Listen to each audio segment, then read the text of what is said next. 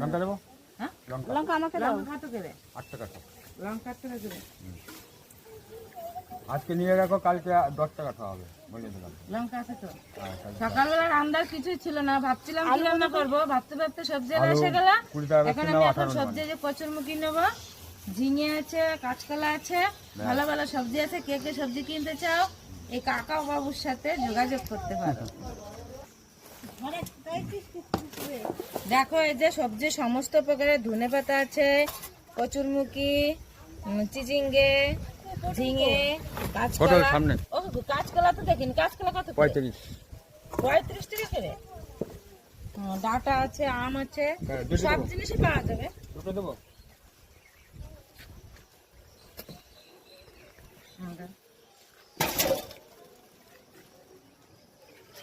না, 11 টাকায় 10 টাকা দাও। তাহলে আমার কত হচ্ছে? 30 টাকা।